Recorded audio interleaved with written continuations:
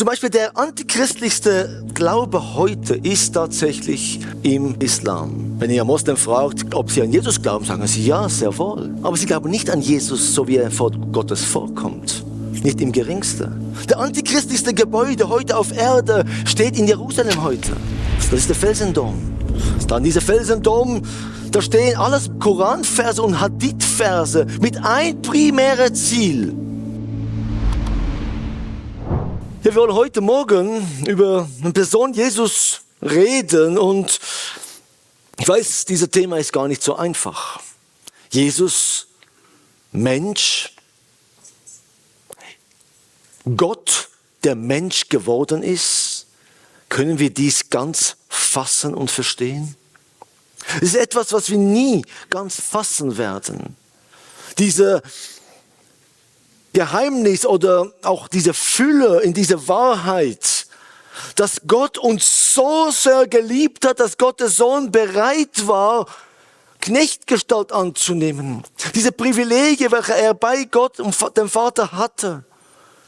Diese Gemeinschaft mit Gott Vater zu verlassen, sie zu erniedrigen und zu uns Menschen zu kommen, in einen Ort hineinzukommen, der Mensch, der in Sünde geboren ist, und als einziger reiner Mensch auf diese Welt zu kommen, um uns verlorene Menschen den Weg zu Gott zu ebnen. Wie ist dies möglich, dass Gott Mensch wird?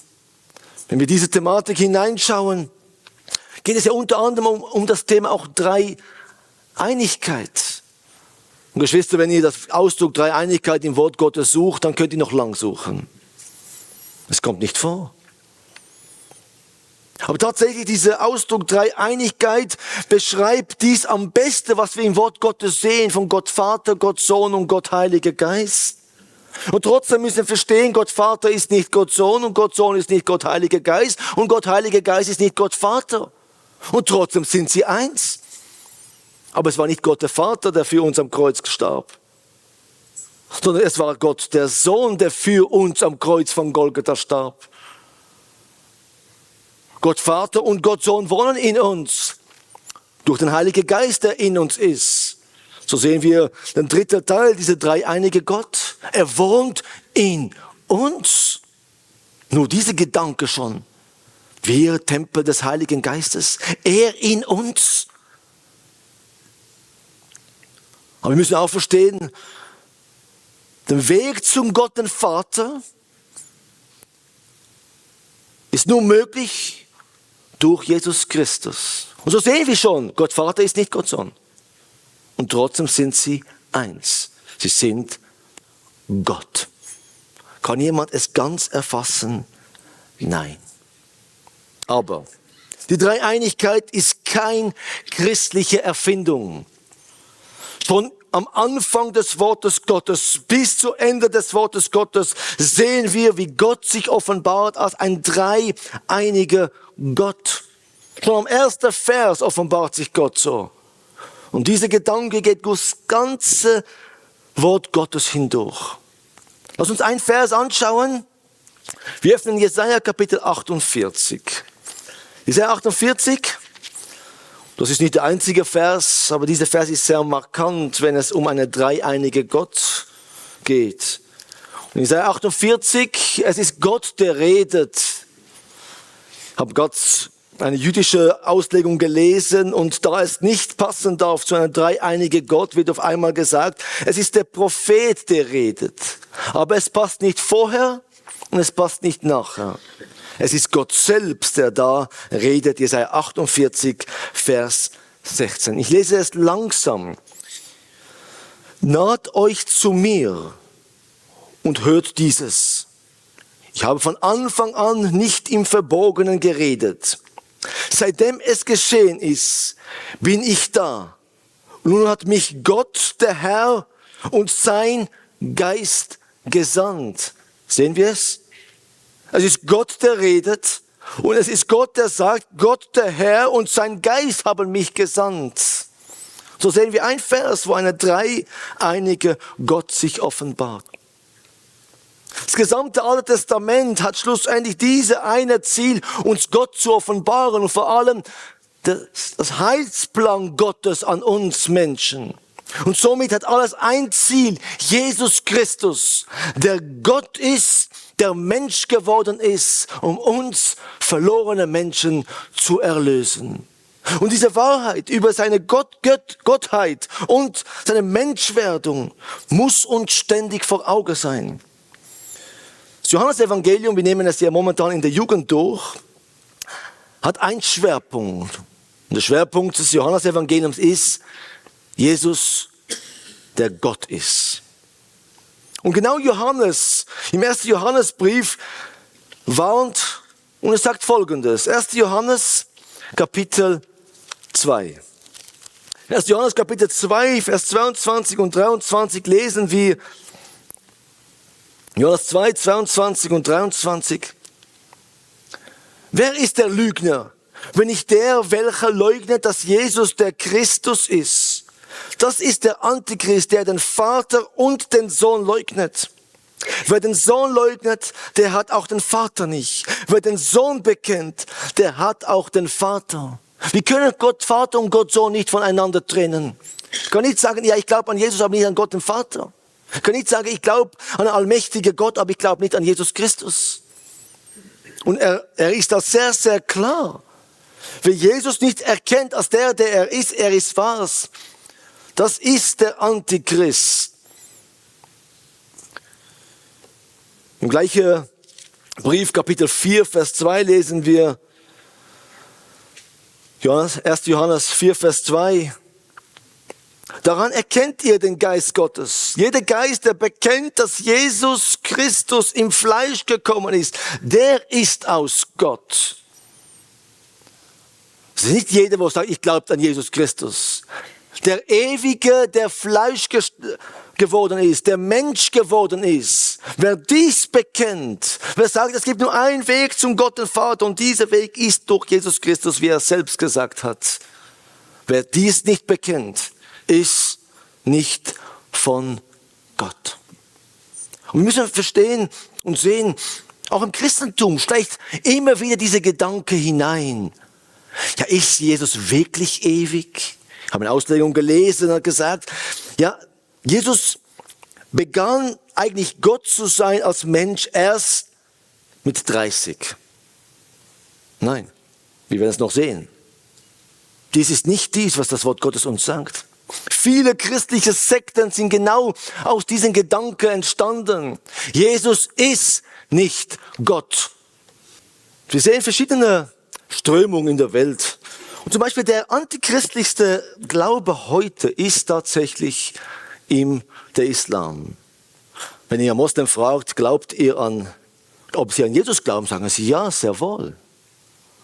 Aber sie glauben nicht an Jesus, so wie er vor Gottes vorkommt. Nicht im Geringsten. Der antichristlichste Gebäude heute auf Erde steht in Jerusalem heute. Das ist der Felsendom. Da an diesem Felsendom, da stehen alles Koranverse und Hadithverse mit ein primäres Ziel. Welcher? Mit ein primäres Ziel, den Person Jesus anzugreifen. Ich reg mir immer wieder auf, wenn wir auch Bilder von Jerusalem habt und diese Gebäude immer im Zentrum. Ja. Ich weiß, das ist sehr markant. Ja. Ist auch ein interessantes Gebäude, tatsächlich architektonisch. Aber wir müssen nicht vergessen, was diese Gebäude heute symbolisiert. Und da sehen wir auch der Antichrist, wie er handelt. Dort, wo das Allerheiligste stand, da, wo der Vorhang zerriss von oben nach unten, da ist ein Gebäude, der so antichristlich ist. Aber wir müssen gar nicht so weit gehen. Viele Sekten sind aus dem Christentum entstanden, ob es Mormonen sind oder Zeuge Jehovas sind. All diese Sekten greifen schlussendlich den Person Jesus Christus an. Und die Zeuge Jehova zum Beispiel, was glauben sie? Sie glauben, Jesus ist der Erzengel Michael. Ja, das wissen die meisten nicht, ja. Als eine geschaffene Kreatur. Ein Widerspruch zu Hebräer, ein Widerspruch zu 1. Johannes und zu Johannes Kapitel 1. Ein totaler Widerspruch. Und das ist wichtig. Wie verstehen wir Christus? Wie verstehen wir ihn? Verstehen wir, dass er ganz Gott ist und Gott wurde Mensch. In Jesus hat sich der Allmächtige uns Menschen geoffenbart. Jesus sagt in Johannes 14, Vers 9, wer mich sieht, sieht den Vater.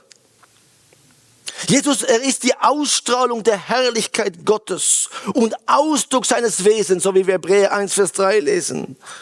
Jesus, er ist das Ebenbild Gottes. Also wer Jesus sieht, sieht den Gott, den Vater. Und somit verstehen wir auch, es gibt nur einen Weg zum Gott, dem Vater. Und dies ist durch Jesus Christus. In Jesus begegnet Gott, dem Vater, uns und macht uns zu Kinder Gottes. Macht uns zu Kinder Gottes. Wir wollen kurz in das Alte Testament hineinschauen und ich möchte uns eins klar machen. Wir werden nur ein wenig dieses ganze Thema anschauen. Es gibt viel mehr da zu sehen, als dies, was wir heute durchnehmen. Aber ich möchte uns eins groß machen. Im Alten Testament war schon klar, wer Jesus ist und wie er kommen wird. Und im Neuen Testament offenbart sich Jesus als der, der ewig war und zu was er geworden ist als Mensch. Als Mensch. So öffnen wir die bekannte Stelle aus Jesaja Kapitel 7. Jesaja Kapitel 7, Vers 14, wo wir lesen,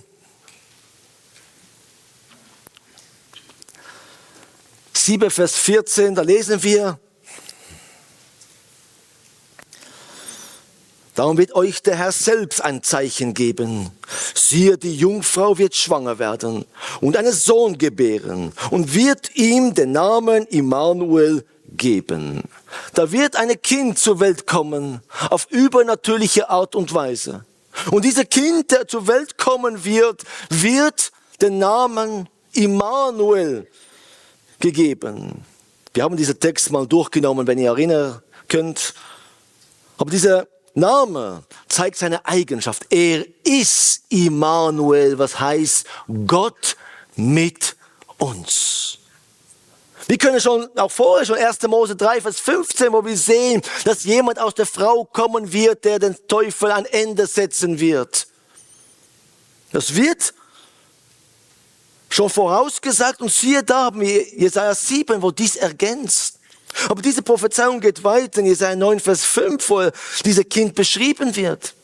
Und da steht, Jesaja 9, Vers 5, denn ein Kind ist uns geboren, ein Sohn ist uns gegeben und die Herrschaft ruht auf seiner Schulter. Und man nennt seinen Namen wunderbar, Ratgeber, starker Gott, ewig Vater, Friedefürst. Was sind das alles? Eigenschaften Gottes.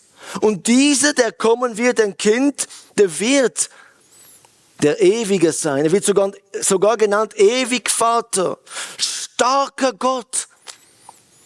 Also für jeder, der diese Prophezeiung damals von Jesaja bekam, musste eins verstehen. Es wird was Außergewöhnliches werden. Gott wird Mensch. Ich glaube, die meisten konnten es gar nicht einordnen. Wie wird dies geschehen? Aber da kommen alle anderen Texte im Alten Testament uns noch zu Hilfe. Wer ist es, der Mensch wird? Wer ist Gott, der Mensch wird? Er ist der Messias. Und somit verstanden auch die das Alte Testament kannten, die Juden. Der Messias ist Gott mit uns, Immanuel. Der Messias, der kommen wird. Er ist der ewige, starke Gott, ewig Vater, Friedefürst. Auch Friedefürst geht zurück auf andere Prophezeiungen. Und so gibt uns das Alte Testament ein klares Verständnis, wer der Messias sein wird.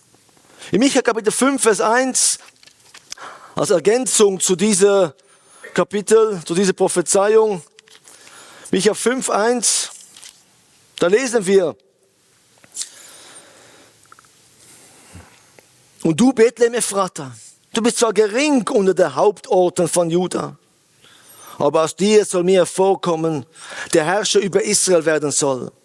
dessen Hervorgehen von Anfang, von den Tagen der Ewigkeit her gewesen ist. Das Wort ist so klar. Von der kommen wird, er ist der Ewige. Und so ist klar, wer ist ewig als nur Gott? Ich glaube, ja, tatsächlich, es war für ihn wie ein Geheimnis. Wie kann dies sein? Aber das ist diese wunderbare, ich sage jetzt mal, Liebe Gottes an uns verlorene Menschen.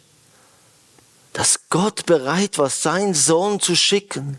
Dass der Sohn bereit war, sich zu erniedrigen und Knechtgestalt annehmen, so wie wir es in Philipper Kapitel 2 auch lesen, um uns Menschen zu erlösen. Wir sahen jetzt diese Verse aus dem Alten Testament. Wir gehen zurück zum Neuen Testament und Johannes 1, die Verse 1 bis 3 haben wir gelesen. Ich lese es nochmal. Und wenn möglich, lernen Sie diese Verse auswendig. Das sind so, ich sage jetzt mal, so wie ein Glaubensbekenntnis, wer Christus ist. Und wenn Sie schon auswendig lernen, dann bis Vers 14 bitte. Wir lesen, im Anfang war das Wort und das Wort war bei Gott und das Wort war Gott. Dieses war im Anfang bei Gott. Alles ist durch dasselbe entstanden und ohne dasselbe ist auch nicht eines entstanden, was entstanden ist. Und Vers 14 ergänzt es noch. Und das Wort wurde Fleisch und wohnte unter uns. Und wir sahen seine Herrlichkeit, eine Herrlichkeit als das Eingeborene vom Vater, voller Gnade und Wahrheit. Gott ist das Wort. Das Wort, ein Ausdruck in Griechisch, Logos, ist auch Ausdruck in der griechischen Philosophie und Verständnis für Weisheit. Wir müssen aber nicht vergessen, Johannes beweist, Jesus ist Gott. Und tatsächlich versteht auf einmal der griechisch denkende Mensch, wo ist die Quelle der Weisheit überhaupt? Und wer ist Weisheit? Und das ist der Ewige, der Mensch geworden ist. Aber dieser Vers redet eigentlich über eine biblische Wahrheit. Gott schuf, er redet und es wurde geschaffen. Wer ist der alles geschaffen hat? Wer ist das Wort? Wer ist der Schöpfer, der dann Fleisch geworden ist, also Mensch geworden ist? Und dieser Vers sagt uns ganz klar, Gott ist das Wort und das Wort wurde Fleisch. Und was lesen wir da? Das Wort war im Anfang, somit es hatte keine Anfang. Es war am Anfang schon da. Das Wort hat keinen Anfang, es war da. Hat es aber keinen Anfang, ist es ewig. Ist es aber ewig, hat es keine Verursacher, sondern ist selbst Verursacher aller Dinge. Und Christus nennt sich ja in Offenbarung 3, Vers 14, Urheber der Schöpfung Gottes. Paulus sagt von ihm, und so ergänzt Johannes in Kolosser 1, Vers 16, durch ihn sind alle Dinge erschaffen worden. Und diese Wahrheit ist sehr wichtig. Durch ihn sind alle Dinge erschaffen worden. Somit ist er was? Nicht.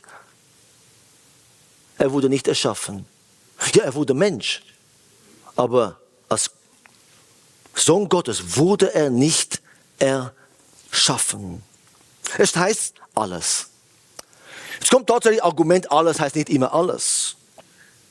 Ja, weil alles sowohl im alltäglichen als auch im biblischen Sprachengebrauch nicht immer im absoluten Sinn verwendet wird, fährt Johannes fort und er sagt in Vers 3b, und ohne dasselbe ist auch nichts eines entstanden, was entstanden ist.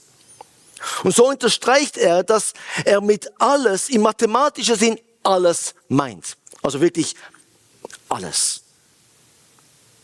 Weil das Wort Gott ist, Jesus ist es Urheber, Hervorrufer und Erschaffer eines jeden geschaffenen Dinges. Ist durch ihn alles geworden, ist er somit allmächtig. Und allmächtig ist nur Gott. sehen wir, wie eigentlich zu behaupten, Jesus ist der Erzengel Michael, ein totaler Widerspruch ist zum Wort Gottes. Ja, das ist eine der schlimmsten Irrlehrer, die in das Christentum hineinkamen, wo so eine mächtige Sekte entstanden ist. Das ist fatal. Und somit ist diese Sekte antichristlich. Jesus ist Gott. Ja, lass uns aber jetzt noch tiefer hineingehen. Jesus als Mensch. Wir werden nochmal zurückkommen zu Gott. Aber Jesus als Mensch. Und wir haben da nicht Zeit, für alle Verse anzuschauen. Aber ich möchte es trotzdem erwähnen. Jesus wird erstmal als Mensch bezeichnet. Also die Diskussion, ob er Mensch war, ja, wenn es so bezeichnet wird, zum Beispiel 1. Timotheus 2, Vers 5. Wir lesen Vers 14 von Johannes 1. Er wurde Fleisch, also er wurde Mensch. Jesus hat eine menschliche Geburt gehabt. Matthäus 1, Vers 18. Die Erfüllung von Jesaja 7, Vers 14. Und von Micha 5, Vers 1. Er wird Kind genannt. Und Maria ist seine Mutter. Er hat Brüder und Schwestern. Und ja, ich weiß, es wird gesagt, Maria ist Jungfrau geblieben. Ist auch eine Lehre im Christentum. Maria hat keine Kinder mehr bekommen. Wir müssen immer aufpassen. Geschwister, wir müssen so aufpassen, dass wir nicht Lehre erfinden, wo ihr Ursprung nicht rein im Wort Gottes haben. Ich weiß, da wird viele Verse werden dann genommen und verdreht. Man muss regelrecht Verse verdrehen, damit es passend gemacht wird. Und in diese Gefahr stecken wir alle. Wir haben eine vorgesetzte Meinung. Und was machen wir mit unserer vorgesetzten theologischen Meinung? Wir beginnen, die Verse zu suchen, wo es passen, und oft machen wir sie noch passend. Damit unsere vorgesetzte Meinung eben dann zu einem Dogma wird. Und ja, tatsächlich, dass die Maria Jungfrau geblieben ist, ja, dass sie sogar in gewisser Hinsicht eine Mittlerin ist zwischen Mensch und Gott und Mensch und Christus. Das wurde von einzelnen Versen aus dem Kontext herausgeholt und zu einer der wichtigsten Dogmas in der katholischen Kirche gemacht. Das dürfen wir nicht unterschätzen. Weil dies zerstört der einzige Weg zu Gott dem Vater, welcher nur durch Jesus Christus ist. Nur durch Jesus Christus können wir zum Gott dem Vater kommen und sagen, wie es Römer Kapitel 8 uns sagt, aber Vater.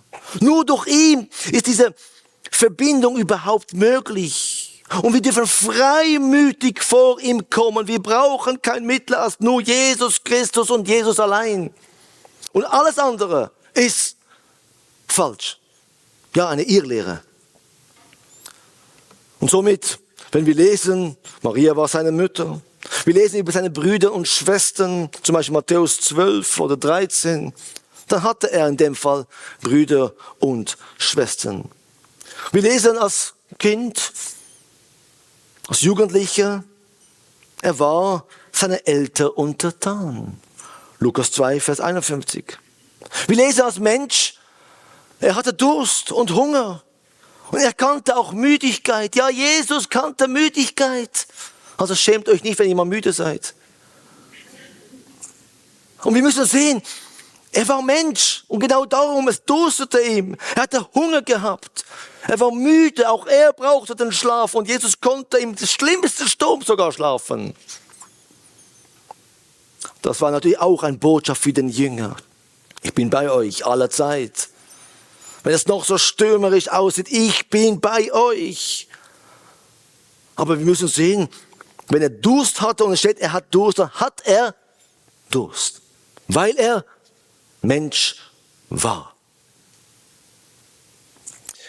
Und auch da müssen wir aufpassen. Es gibt auch christliche Gruppen, die sagen, Jesus war nie Mensch. Das, was er war, war nur um der Jünger und der Menschen willen. Er war nie ganz wirklich Mensch. Auch da, von wo holen wir dies?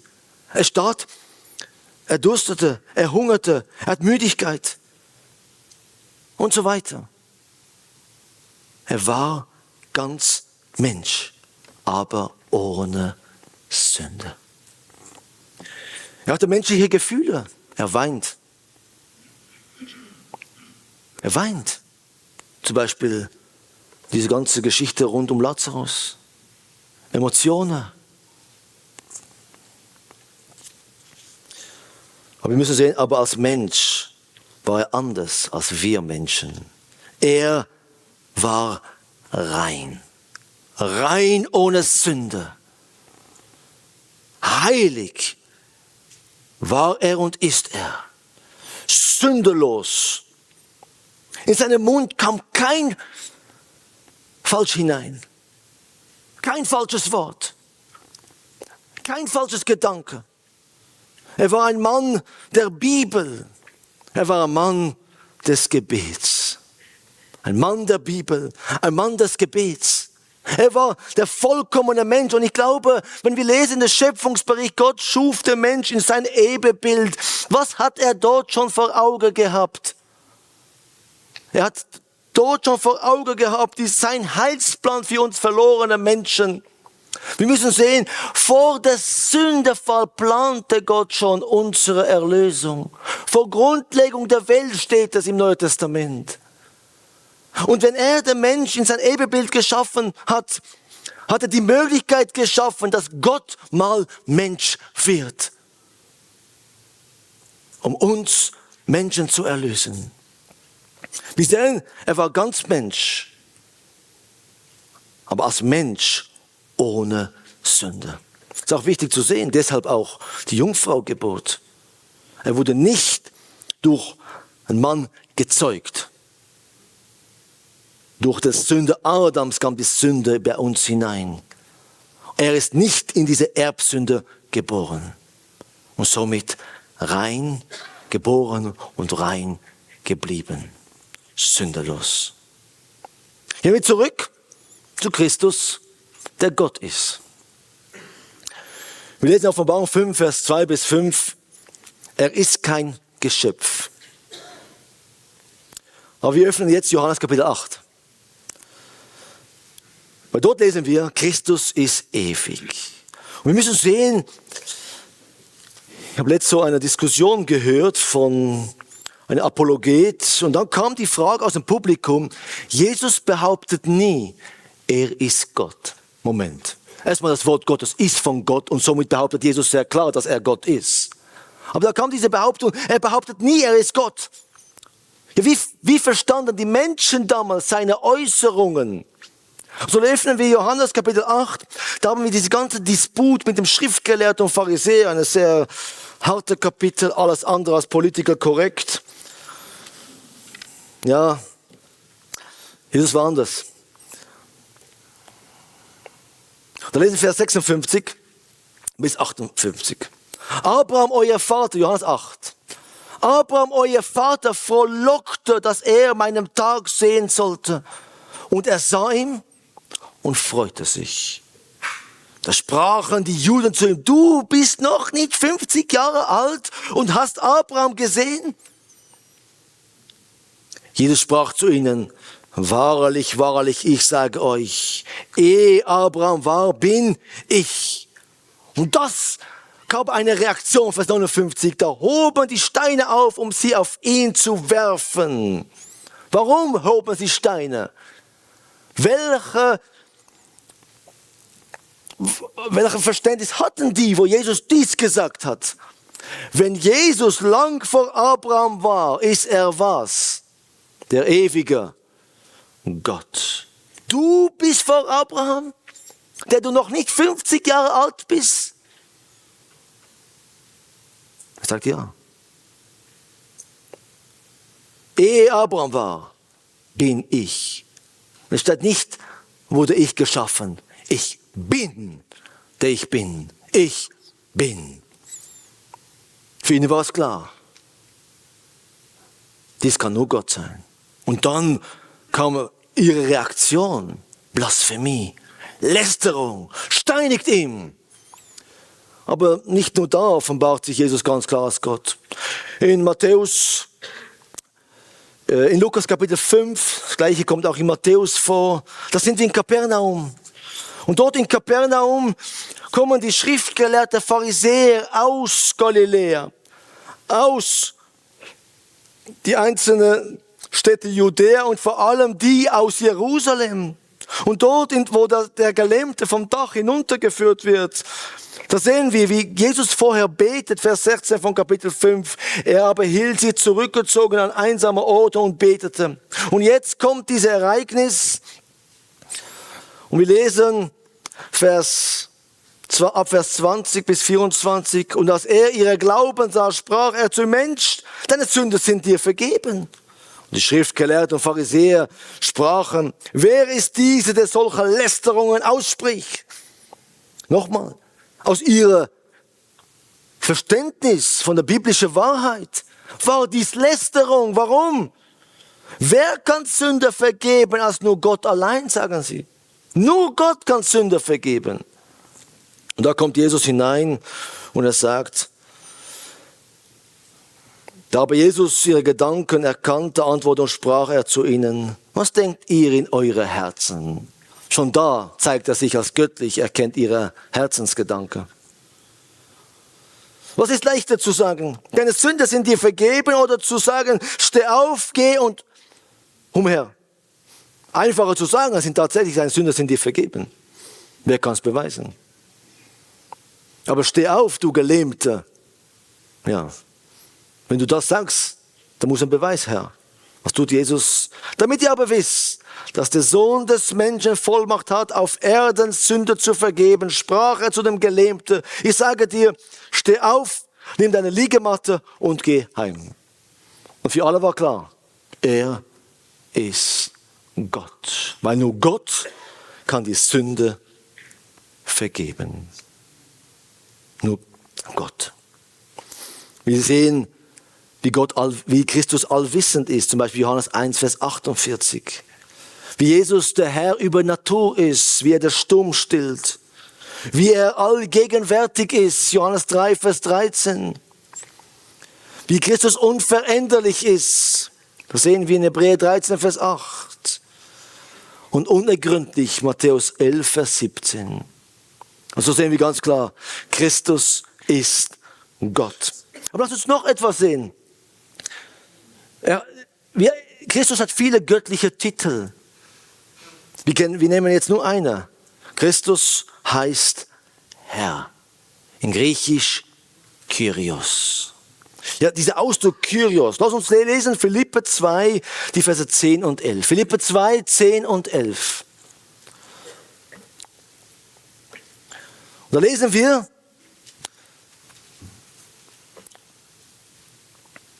ich liebe diese geräuschten Blätter, ja, ganz schön. Damit in den Namen Jesus sich alle Knie derer beugen, die im Himmel und auf Erden und unter der Erde sind. Und alle Zungen bekennen, dass Jesus Christus der Herr ist, zu Ehre Gottes des Vaters. Und in Griechisch, dass Jesus Christus der Kyrios ist. Was ist dieser Ausdruck? Jesus wird im Neuen Testament mit der gleichen Beständigkeit Herr genannt, wie Jahwe im Alten Testament Herr heißt. Und für die griechisch sprechenden Juden, welche die Septuaginta schon hatten, die Übersetzung des Alten Testaments ins Griechische aus dem 2. Jahrhundert, war der Titel des Herrn Kyrios, an den sie sich von Kindheit an gewöhnt waren. Und nun hören sie, wie im Neuen Testament Jesus Kyrios heißt. Das weckte in ihnen das Bewusstsein der Identität. An mehreren Stellen im Neuen Testament wird deutlich, dass Christus, der Kyrios, der gleiche ist wie Jahwe, der Kyrios des Alten Testaments. Ich gebe nur ein Beispiel von sehr vielen Beispielen. In Apostelgeschichte 2, Vers 21, da haben wir diese Verteidigung des Petrus, wo er schlussendlich sagt, dort in Jerusalem, Apostelgeschichte 2, Vers 21, und so soll es geschehen. Jeder, der den Namen des Herrn anruft, wird errettet werden. Jeder, der Kyrios anruft, wird errettet werden. Aber er zitiert ja einen Vers. Von wo? Er zitiert einen Vers aus Joel 3, Vers 5. wo es steht, Joel 3, Vers 5, aber jeder, der den Namen Jahwes anruft, wird gerettet. Den gleichen Vers benutzt Petrus und sagt, jeder, der den Namen des Herrn, also Jahwe, Herr, Kyrios, der Schlussfolgerung, Christus, Jesus. Und das Gleiche tut Paulus auch. Er benutzt den Gleiche auch in Römer Kapitel 10, 12 bis 13, wo er sagt, denn es ist kein Unterschied zwischen Juden und Griechen, denn er ist Herr über alle. Und er ist reich für alle, die ihm anrufen. Und jetzt kommt das gleiche Zitat. Denn jeder, der den Namen des Herrn anrufen wird, wird gerettet werden. Und auch da zitiert er Joel 3, Vers 5. Jahwe, übersetzt in Griechisch Kyrios. Und Kyrios ist Christus. Wunderbar, nicht? Das Wort Gottes ist so klar. In Bezug auf die Person Jesus Christus. Christus, er wird von den Aposteln Gott genannt. Wir sehen, wir haben es ja gelesen, Johannes 1, Vers 1. Ich lese es nochmal. Ja, ihr müsst es ja sowieso auswendig lernen, dann machen wir es mehrmals. Johannes 1, Vers 1. Im Anfang war das Wort und das Wort war bei Gott und das Wort war Gott. So klar. Also Johannes, nochmal, der die Göttlichkeit Jesus beweist, sagt ganz klar, er ist Gott. Und da haben wir einen wunderbaren Vers, auch in Johannes Evangelium, Johannes Kapitel 20. Wenn ich jetzt über Thomas rede, nicht über Thomas Liether, unser Prediger, sondern über Thomas, der Apostel. Was kommt Gott als erstes in den Sinn? Der Zweifler, der arme Thomas. Der arme Thomas. Lass uns ihn mal in ein anderes Licht sehen. Weil der Thomas gibt das schönste Zeugnis über der Person Jesus Christus. Er sagt in Johannes 20, Vers 28 folgendes. Und Thomas antwortete und sprach ihm, mein Herr und mein Gott. Mein Herr und mein Gott. Wo er verstanden hat, wer der ist, der am Kreuz verstarb. Wo er ihm als Auferstandener gesehen hat und wohl dem, der nicht sieht und glaubt. Aber wo er ihm gesehen hat, kam diese mächtige Zeugnis. Mein Herr und mein Gott. Sehen wir, er ist Gott. Das gleiche lesen wir in Römer 9, Vers 5, 1. Timotheus 3, Vers 16. Aber lass uns öffnen noch aus Titus 2, Vers 13. Titus 2, Vers 13, wo wir lesen,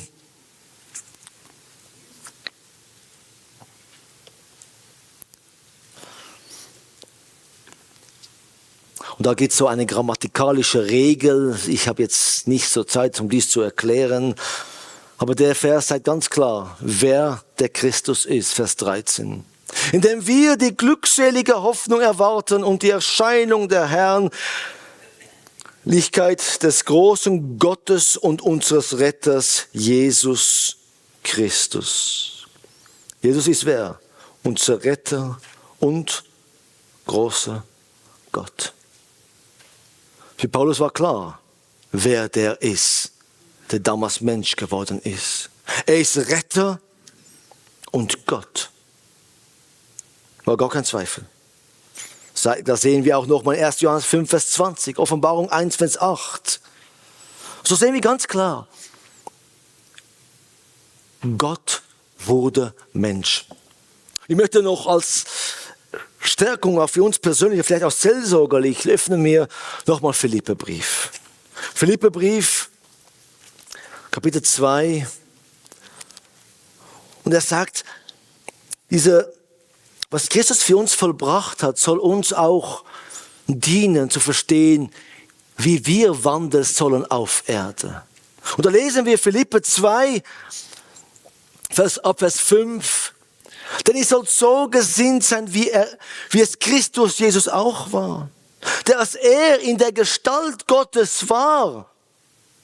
Verstehen wir, er war Gott.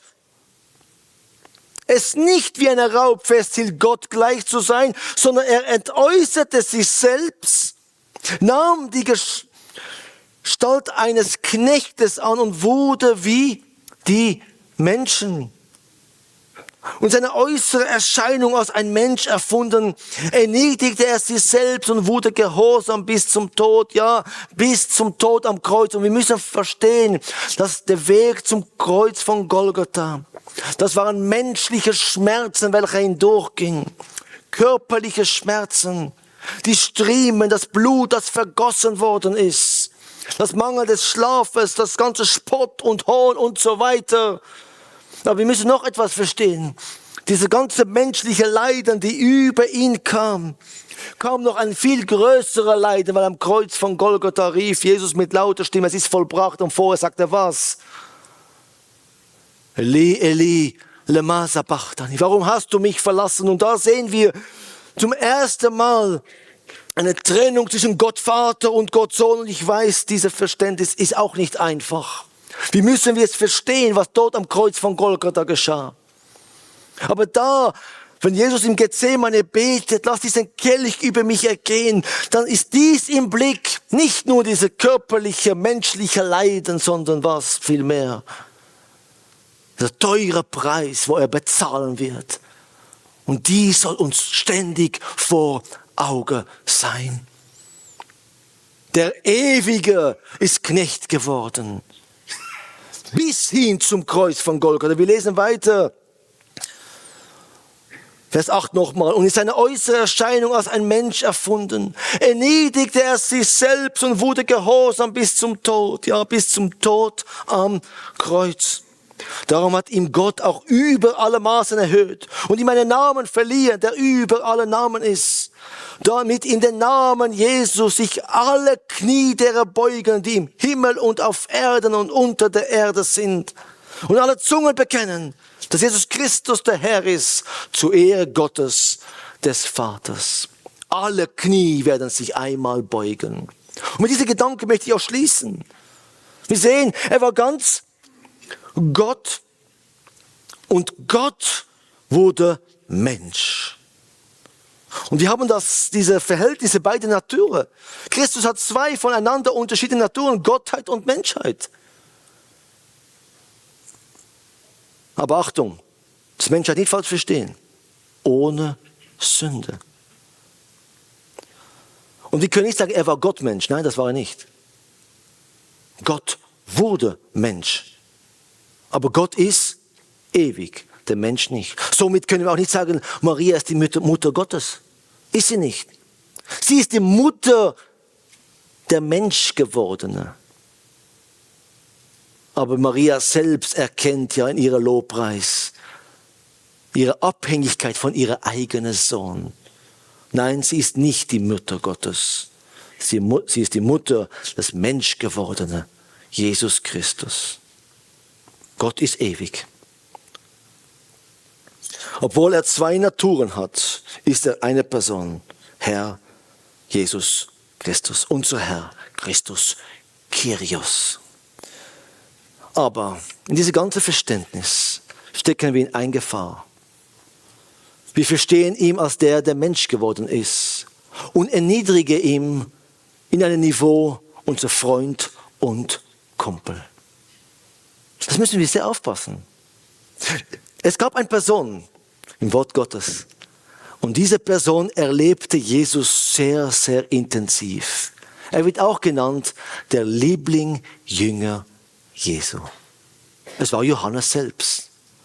Und Johannes selbst, der Jesus so intensiv erlebte, der die Göttlichkeit ja auch in Beweis bringt. Er ist ja Apostel der Liebe, nennt man ihn auch. Und dann kommt der Moment, wo der er ja so gut kannte vom Erde, der Mensch geworden ist, in seine Herrlichkeit sieht. Und dies muss uns vor Augen sein. Jesus in seiner Herrlichkeit. Und das lesen wir in Offenbarung Kapitel 1. In Offenbarung 1, Vers 17 und 18. Und das soll uns ständig vor Augen sein. Wer ist der für uns gestorben ist?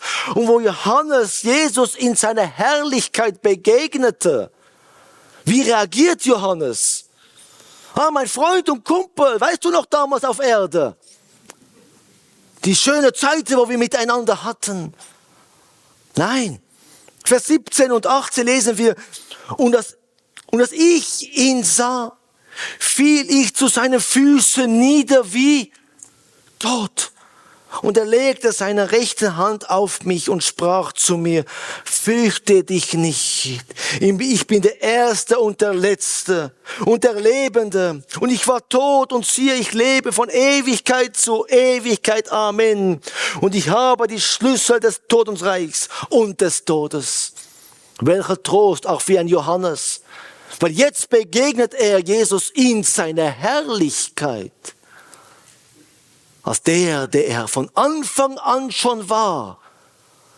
Und ich glaube, dieser Vers ist uns gegeben, um uns auch ein noch tieferes Verständnis zu geben. Wer ist der Mensch geworden ist? Und lasst uns ihm nicht erniedrigen in dies, was er nicht ist. Der Menschgewordene ist der Ewige. Der Ewige. Wie begegnen wir ihm? Wie leben wir mit ihm? Wenn wir sagen, wir sind ein Teil vom Leib Christi und Gemeinde, verstehen wir, was es ihm gekostet hat, damit du und ich ein Teil dieser Leib überhaupt sein können? Verstehen wir diesen teuren Preis, wo er bezahlt hat? Ja, wo Gott der Vater bereit war zu opfern, den Weg, den der Sohn gegangen ist, nochmal Knechtgestalt anzunehmen, Mensch zu werden, um uns verlorene Menschen eins für allemal zu erlösen, die wir Christus jetzt gehören. Es ist eine Hoffnung, der keiner uns wegnehmen kann. An dieser Hoffnung wollen wir festhalten, aber dementsprechend wollen wir auch ein Leben führen, wo der auferstandene Herr, der zur Rechte des Vaters ist, uns vor Augen ist. Der Ewige wurde Mensch und starb für uns. Nochmal, was steht da am Schluss? Und ich habe die Schlüssel des Todesreichs und des Todes. Der Tod gilt uns nicht mehr, weil wir ihm gehören, weil er Mensch geworden ist. Dementsprechend wollen wir dies vor Augen haben und ein lebendiges Zeugnis über das zu sein, was er für uns vollbracht hat. Wir sind zu Kinder Gottes geworden, sind durch Gnade. So wollen wir auch in und durch diese Gnade leben. Ein Leben ganz zur Ehre Gottes. Amen. Ich möchte mit uns beten. Ja, aber Vater, wir sehen dein Heilsplan für uns verlorene Menschen. Wie vom Anfang an, vor Grundlegung der Welt, du es uns festgelegt hast, deine Liebe uns verlorene Menschen zu offenbaren. Uns zu offenbaren, die wir es nicht verdient haben. Und du, Herr Jesus, du Ewige, der Schöpfer aller Dinge, der du schon ewig beim Vater warst. Du bist Gott. Du hast dich erniedrigt. Du bist Mensch geworden, um uns zu erlösen. Und Herr, ich glaube, keiner von uns kann dies ganz begreifen, was das wirklich heißt, was du für uns vollbracht hast. Aber wir wissen genau darum, wenn der Ewige, der Allmächtige bereit ist, den Weg zu gehen, uns zu erlösen, dann ist die Erlösung vollkommen. Und Herr, das tröstet uns. Dass wir wissen, alles ist uns vergeben, die wir dir gehören, in denen der Geist Gottes wohnt. Und Herr, wir wollen dies auch ständig vor Augen haben, was du vollbracht hast, sodass wir ein Leben dementsprechend auch leben. Christus vor Augen zu haben. Nicht nur der Gekreuzigte, sondern der auferstanden ist und jetzt zur Rechte des Vaters. Und wir sehen Johannes, Furcht und Zitter kam er über ihn, wo er deine Herrlichkeit gesehen hat. Und Herr, auch wir werden diese Herrlichkeit sehen. Aber heute und jetzt sind wir berufen von dir, Licht und Salz sein in dieser Welt. Licht und Salz in dieser Welt. Dieses Licht, der in unser Leben hineinkam, du und in uns, zu einer verlorenen Welt auszustrahlen. Und das wollen wir, Herr. Von ganzem Herzen.